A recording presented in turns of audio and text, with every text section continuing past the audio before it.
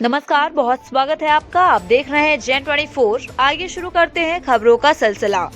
रमजान का पवित्र महीना 29 या 30 दिनों तक चलता है और मुस्लिम समुदाय के लिए यह साल का सबसे अहम धार्मिक समय माना जाता है।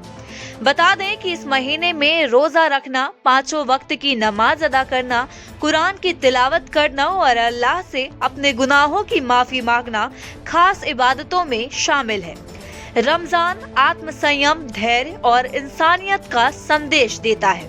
रोजेदार दिन भर भूखे प्यासे रहकर सब्र का अभ्यास करते हैं और जरूरतमंदों की मदद के लिए आगे आते हैं।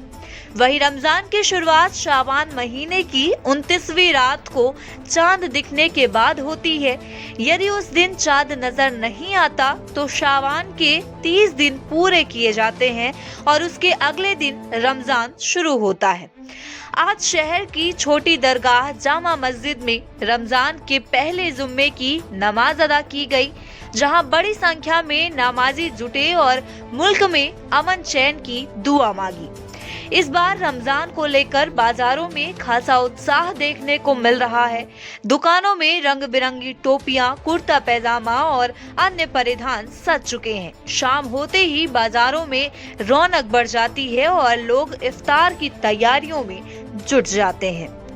टोपियां हैं, इत्र है, सुरमा है, कुर्ते पैजामा है।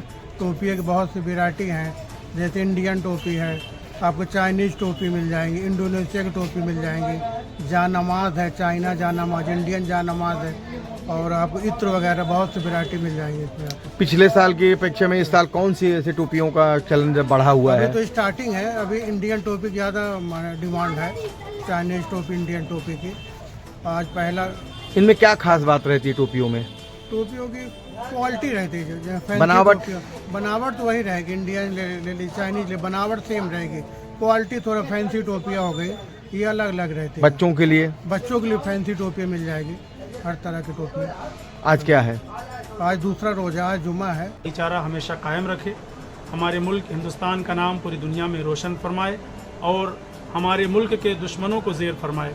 इसी दुआ के साथ लोगों को एक दूसरे के साथ लोगों ने नमाज़ें अदा की, मुबारकबाद पेश की और ये भी दुआ की गई कि अल्लाह ताला इस माह मुबारक में सभी मुसलमानों को रोज़े रखने और इबादत करने की तौफीक अता फरमाए। रोजेदार को क्या नहीं करना चाहिए?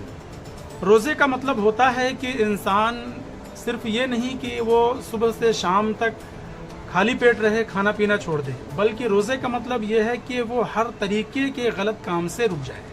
यानी अपनी ज़बान से किसी को बुरा भला न कहे, अपने हाथ से किसी को तकलीफ़ न पहुँचाए, अपने ज़रिए कोई भी किसी तरीके का गुनाह, चाहे किसी भी इंसान के साथ हो, जानवरों के साथ हो, किसी भी तरीके के गुनाह से बचने का नाम रोज़ा है।